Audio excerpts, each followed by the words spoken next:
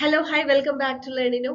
RRB JE CBT 2 എക്സാമിന് prepare ചെയ്യുന്നവർക്കായിട്ട് നമ്മൾ RRB JE CBT 2 electronics PYQ series start ചെയ്തിട്ടുണ്ടായിരുന്നു. അപ്പൊ ഇന്ന് അതിൽ സെറ്റ് 3 ക്വസ്റ്റ്യൻസ് ആണ് നമ്മൾ ഡിസ്കസ് ചെയ്യുന്നത്. പ്രീവിയസ് ഇയറിൽ ചോദിച്ചിട്ടുള്ള ചോദ്യങ്ങളാണ് നമ്മൾ ഡിസ്കസ് ചെയ്യുന്നത്. സോ എങ്ങനെയായിരിക്കും ആ ഒരു എക്സാം പാറ്റേൺ, ഏതൊക്കെ രീതിയിലുള്ള ക്വസ്റ്റ്യൻസ് ആണ് ചോദിക്കുക എന്നുള്ളത് മനസ്സിലാക്കാനും ഒപ്പം കുറേ അധികം ചോദ്യങ്ങളിലൂടെ കടന്നു പോകാനും ഇത് നല്ലൊരു ചാൻസ് ആണ്. സോ നമുക്ക് നോക്കാം. Okay, first question. The function of de-emphasis circuit is. De-emphasis circuit ന്റെ function എന്താണെന്നാണ് ചോദിച്ചിരിക്കുന്നത്. Options: to boost high frequency response of audio amplifier to maintain adequate S/N ratios, that is signal to noise ratio, to bring back high frequencies to their original level, to bring back low frequencies to their original level. അപ്പൊ D emphasis എന്താണെന്ന് അറിയുന്നതിന് മുന്നേ ആദ്യം നമുക്ക് pre emphasis എന്താണെന്ന് അറിയണം അല്ലെ. Pre എംഫസിസും D എംഫസിസും circuit നമ്മൾ ഒരു സിസ്റ്റത്തിൽ ഒരുമിച്ച് യൂസ് ചെയ്യുന്നതാണ്. അതായത് പ്രീ എംഫസിസ് എന്തിനാന്ന് വെച്ച് കഴിഞ്ഞാൽ നമ്മൾ ഹൈ ഫ്രീക്വൻസി കമ്പോണൻസിന്, മെയിൻ ആയിട്ട് ഫ്രീക്വൻസി മോഡുലേഷൻ സിസ്റ്റത്തിലൊക്കെ തന്നെ ഹൈ ഫ്രീക്വൻസി കമ്പോണൻസിനെ ബൂസ്റ്റ് ചെയ്യാൻ വേണ്ടിയിട്ടാണ് നമ്മൾ പ്രീ എംഫസിസ് ചെയ്യുന്നത്. അത് signal to noise ratio improve ചെയ്യാൻ വേണ്ടിയിട്ട് ട്രാൻസ്മിഷന്റെ ടൈമിൽ. അപ്പോൾ അത് നമ്മൾ അങ്ങനെ നമ്മൾ ട്രാൻസ്മിഷൻ ചെയ്തതിന് ശേഷം അതിന് കോംപ്ലിമെന്ററി ആയിട്ട് തിരിച്ച് വീണ്ടും നമ്മൾ അതിന്റെ ഒറിജിനൽ ഇതിലേക്ക്, അതായത് ഹൈ ഫ്രീക്വൻസി സിഗ്നൽ സ്ട്രെങ്ത് പിന്നെ റെഡ്യൂസ് ചെയ്ത് കൊണ്ടുവരുന്നത്, അതായത് സിഗ്നലിനെ വീണ്ടും റീസ്റ്റോർ ചെയ്യുന്നതാണ് DFSSൽ ചെയ്യുന്നത്. അപ്പോൾ നമ്മൾ ഹൈ ഫ്രീക്വൻസി സിഗ്നൽസിന്റെ ആംപ്ലിറ്റ്യൂഡ് റെഡ്യൂസ് ചെയ്യാണ് DFSS സർക്യൂട്ട് ചെയ്യുന്നത്. ഹൈ ഫ്രീക്വൻസി സിഗ്നൽസിനെ ബൂസ്റ്റ് ചെയ്യാണ് പ്രീ എംഫസിസ് സർക്യൂട്ട് ചെയ്യുന്നത്. അപ്പൊ ഇവിടെ നമുക്ക് എന്തായിരിക്കും correct answer? To bring back higher frequencies to their original level ആണോ, to bring back lower frequencies to their original level ആണോ എന്നുള്ളതായിരിക്കും കൺഫ്യൂഷൻ വരുന്നത്. ഇത്രയേ ഉള്ളൂ. ഹയർ ഫ്രീക്വൻസീസിനെ, അതായത് നമ്മൾ ബൂസ്റ്റ് ചെയ്ത് വെച്ചിട്ടുള്ള ഹയർ ഫ്രീക്വൻസി സിഗ്നൽസിനെ നമ്മൾ എന്താണ് അതിന്റെ ഒറിജിനൽ ലെവലിലേക്ക് കൊണ്ടുവരിക എന്നുള്ളതാണ് DFSS സർക്യൂട്ട് ചെയ്യുന്നത്. ഓക്കെ, എപ്പോഴും നമുക്ക് ഈ ഓപ്ഷനിലൊക്കെ കൺഫ്യൂഷൻ വരാൻ ചാൻസ് ഉണ്ട്. ആ രീതിയിലായിരിക്കും ഓപ്ഷൻസ് കൊടുക്കുക. നമുക്ക് അറിഞ്ഞാലും കൃത്യം വായിച്ചു നോക്കിയിട്ട് തന്നെ ചെയ്യാനായിട്ട് ശ്രമിക്കുക കേട്ടോ. So option C is the correct answer. Next one, a dash is an electronic circuit that changes the DC level of a signal to the desired level without changing the shape of the applied signal. ഏത് electronic circuit ആണ് DC level, ഒരു സിഗ്നലിന്റെ DC level ഒരു desired ലെവലിലേക്ക് change ചെയ്യും, പക്ഷെ അതിന്റെ ഷേപ്പിൽ ഒന്നും ഒരു വ്യത്യാസം ഉണ്ടാവില്ല. അപ്പൊ ഏതാണ്? ഓപ്ഷൻ നോക്കാം. Rectifier, clamper, slicer, limiter. Rectify ചെയ്ത് കഴിഞ്ഞാൽ DC ലെവൽ ആണോ കൂടുന്നത്? അല്ല. റെക്ടിഫിക്കേഷന്റെ പർപ്പസ് തന്നെ അതല്ല. ക്ലാമ്പറിൽ എന്താ ചെയ്യുന്നത്? നമ്മൾ ഒരു സിഗ്നലിനെ ക്ലാമ്പ് ചെയ്യുക എന്ന് പറയുമ്പോൾ എന്താണ്? അതിന്റെ സിഗ്നലിന്റെ ഷേപ്പിനോ ഒന്നും ഒരു ചേഞ്ച് വരില്ല. അവിടെ DC ലെവലാണ് നമ്മൾ ചേഞ്ച് ചെയ്യുന്നത്. സ്ലൈസർ എന്ന് പറഞ്ഞാലും ലിമിറ്റർ എന്ന് പറഞ്ഞാലും ഒക്കെ അവിടെ സിഗ്നലിന്റെ ഷേപ്പിലൊക്കെ ചേഞ്ച് വരുന്നുണ്ട്. അല്ലെങ്കിൽ അത് DC ലെവൽ മാത്രം ഒരു ലെവലിലേക്ക് മൂവ് ചെയ്യല്ല ചെയ്യുന്നത്. അപ്പൊ ഇതിൽ ഏതാണ് കറക്റ്റ് ആൻസർ വരിക? Option B, clamper is the right answer. Next one, what is the hexadecimal equivalent of this binary number? 1110. ഇതിന്റെ hexadecimal equivalent എന്താണെന്നുള്ളതാണ് ക്വസ്റ്റ്യൻ. അപ്പോൾ നോക്കൂ, ഇതിൽ നമുക്ക് ഇത് ഈസി ആയിട്ട് ചെയ്യാൻ പറ്റുന്നത്, ഇതിൽ നമ്മൾ വേറെ കൺവേർഷന്റെ ഒന്നും കാര്യമില്ല. നമുക്ക് ഇതിലെ ഓരോ പൊസിഷന്റെ വാല്യൂ അറിയാം അല്ലെ. ഇതെന്താണ്? 2⁻01, 2⁻1 2, കാരണം ഇത് ബൈനറി നമ്പർ ആണ്.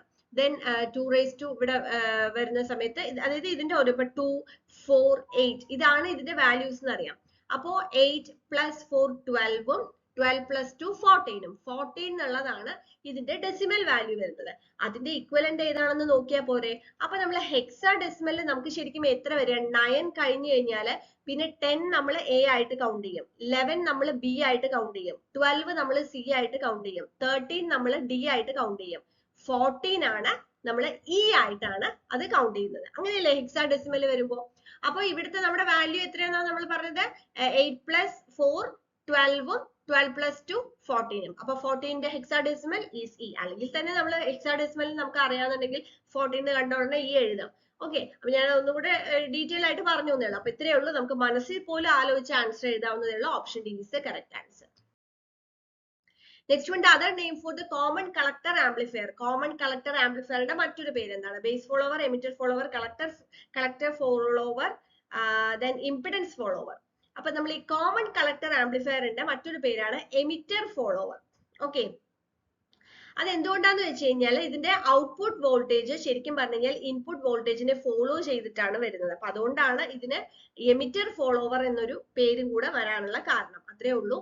So correct answer is option B, emitter follower. Okay, next question. 1 dB corresponds to dash change in power level. 1 dB എന്ന് പറയുന്നത് എത്ര ചേഞ്ച് ആണ് പവർ ലെവലിൽ വരുന്നത്? അപ്പൊ ഈ ക്വസ്റ്റ്യൻ വളരെ ഇമ്പോർട്ടന്റ് ആണ്, പക്ഷെ അത് വളരെ ശ്രദ്ധിച്ച് നോക്കിയെങ്കിലേ നമുക്ക് ആൻസർ ചെയ്യാൻ പറ്റുള്ളൂ.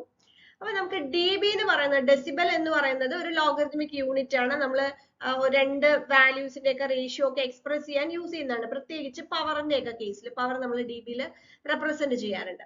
അപ്പൊ ഇത് എങ്ങനെ കണ്ടുപിടിക്കാന്ന് വെച്ച് കഴിഞ്ഞാൽ നമുക്ക് dB is equal, അതായത് ഡെസിബലിലുള്ള representation which is equal to 10 into log to the base 10 P2 by P1. ഇങ്ങനെയാണ് നമ്മൾ നോർമലി പവർ ലെവലിൽ നമ്മൾ ഡെസിബലിൽ കാൽക്കുലേറ്റ് ചെയ്യാൻ, അല്ലെങ്കിൽ change in power level calculate ചെയ്യാൻ യൂസ് ചെയ്യുന്ന ഫോർമുല. ഇതിൽ P2 എന്ന് പറയുന്നത് വെച്ചാൽ ഒന്ന് മെഷേർഡ് പവർ ലെവൽ, ഒന്ന് റെഫറൻസ് പവർ ലെവൽ. അതാണ് ഈ P2 P1 ആയിട്ട് വരുന്നത്.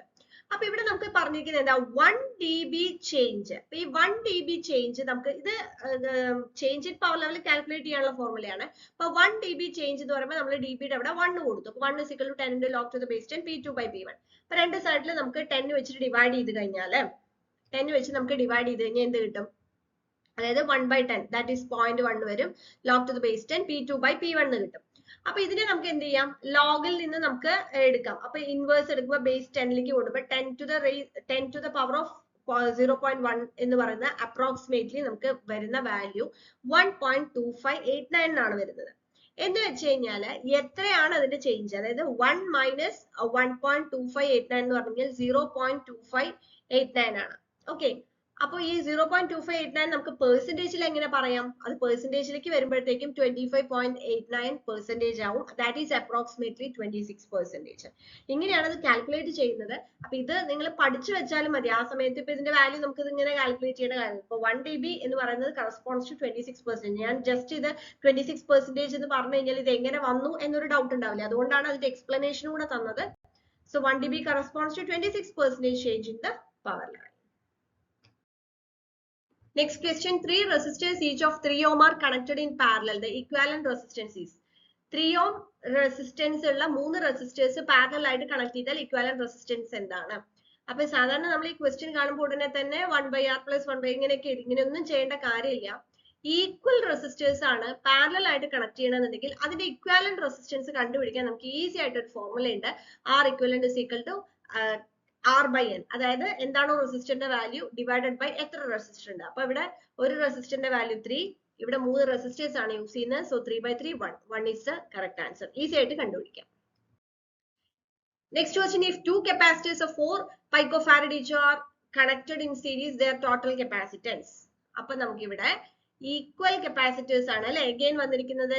രണ്ട് 4 പൈക്കോഫാരഡ് കപ്പാസിറ്റേഴ്സ് സീരീസ് ആയിട്ട് കണക്ട് ചെയ്യുമ്പോൾ അതും നമുക്ക് ഈസി ആയിട്ട് കണ്ടുപിടിക്കാം. C equivalent is equal to, നമുക്കറിയാം റെസിസ്റ്റർ സീരീസ് ആയിട്ട് കണക്ട് ചെയ്യണ പോലെയാണ് കപ്പാസിറ്റർ, റെസിസ്റ്റർ പാരലൽ ആയിട്ട് കണക്ട് ചെയ്യണ പോലെയാണ് കപ്പാസിറ്റർ സീരീസ് ആയിട്ട് കണക്ട് ചെയ്യുമ്പോൾ. അപ്പൊ C equivalent is equal to C/N. ഇപ്പൊ ഇവിടെ വാല്യൂ 4 ആണ്. 4 divided by 2 2. അപ്പൊ 4/2 that is 2 picofarad is the correct answer. Option A is the correct answer. Next one, the IC used for making bidirectional universal shift register. ഐസിയുടെ പേര് അറിയണം. പേര് അറിഞ്ഞാൽ ഇത് answer ചെയ്യാൻ പറ്റുള്ളൂ. 7498, 7494, 74194, 7495. 74LS194 ആണ് നമ്മൾ ബൈഡയറക്ഷണൽ യൂണിവേഴ്സൽ ഷിഫ്റ്റ് രജിസ്റ്റർ ആയിട്ട് യൂസ് ചെയ്യുന്നത്. ഐസിസിന്റെ ഒക്കെ പേരുകൾ, അതായത് മെയിൻ ആയിട്ടുള്ളതിന്റെ ഒക്കെ പേരുകൾ പഠിച്ചു വെക്കണം കേട്ടോ. Next, heating effect of electric current is used in. Electric കറന്റിന്റെ ഹീറ്റിംഗ് എഫക്ട് ഇതിൽ ഏതിലാണ് യൂസ് ചെയ്യുന്നത്? Both fan and television, television, fan, electric bulb. അപ്പൊ നോക്കൂ, നമുക്കിപ്പോ ടെലിവിഷൻ ആണെങ്കിലും ഫാൻ ആണെങ്കിലും ഇലക്ട്രിക് ബൾബ് ആണെങ്കിലും ഒക്കെ ഇലക്ട്രിക് കറന്റ് യൂസ് ചെയ്യുന്നുണ്ട്. പക്ഷേ അതിന്റെ ഏത് എഫക്ട് ആണ് യൂസ് ചെയ്യുന്നതെന്നാണ്. ഇപ്പൊ ഫാനിൽ നമ്മൾ എന്താ ചെയ്യുന്നത്? ഫാനിൽ നമ്മൾ ഇലക്ട്രിക് കറന്റ് യൂസ് ചെയ്യുന്നത് മോട്ടർ പവർ ചെയ്യാനാണ് യൂസ് ചെയ്യുന്നത് അല്ലെ. അല്ലാതെ അവിടെ ഹീറ്റിംഗ് എഫക്ട് വരുന്നുണ്ടോ? ഇല്ല, വരുന്നില്ല. ഇനി ടെലിവിഷനിലാണെന്നുണ്ടെങ്കിലും നമ്മൾ ഇപ്പൊ അതിലെ ഡിസ്പ്ലേ സർക്യൂട്ട് ഇതൊക്കെ പവർ ചെയ്യാനായിട്ട് നമ്മൾ ഇലക്ട്രിക് കറന്റ് യൂസ് ചെയ്യുന്നുണ്ട്. അവിടെ നമ്മൾ ഹീറ്റിംഗ് എഫക്ട് അല്ല വരുന്നത്. പക്ഷെ അവിടെ ഹീറ്റിംഗ് എഫക്ട് ഉപയോഗിക്കുന്ന ഒന്നുണ്ട്. അതേതാണ്?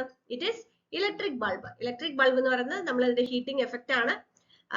ഇലക്ട്രിക് കറന്റിന്റെ ഹീറ്റിംഗ് എഫക്ട് ഡയറക്റ്റ് ആയിട്ട് യൂസ് ചെയ്യുന്നതാണ് ഇത് നമ്മൾ ഇലക്ട്രിക് ബൾബ് എന്ന് പറയുന്നത്. ഓക്കെ, അതായത് കറണ്ട് ഫിലമെന്റിലൂടെ പാസ് ചെയ്യുമ്പോൾ അത് ഹീറ്റപ്പ് ചെയ്യും ടു ദ ഒരു ടെമ്പറേച്ചറിൽ. ആ ഒരു ഗ്ലോ ആണ്, ലൈറ്റ് ആണ് നമുക്ക് ഇലക്ട്രിക് ബൾബിൽ നമുക്ക് ലൈറ്റ് ആയിട്ട് പ്രൊഡ്യൂസ് ചെയ്ത് കിട്ടുന്നത്. So correct answer is option D. Next one and the last question of this set, which of the following is not a semiconductor? ഇതിൽ സെമികണ്ടക്ടർ അല്ലാത്ത ഏതാണ്? Wood, selenium, germanium, silicon. Germanium, silicon നമുക്ക് അറിയാതെ എന്തായാലും semiconductor ആണെന്ന് അറിയാം. Selenium is also a semiconductor. So ഇതിൽ semiconductor അല്ലാത്തത് വുഡ് ആണ്. Option A. ഓക്കെ, സോ ഇനി നമുക്ക് ബാക്കിയുള്ള ക്വസ്റ്റ്യൻസ് നെക്സ്റ്റ് വീഡിയോ നോക്കാം. Thank U.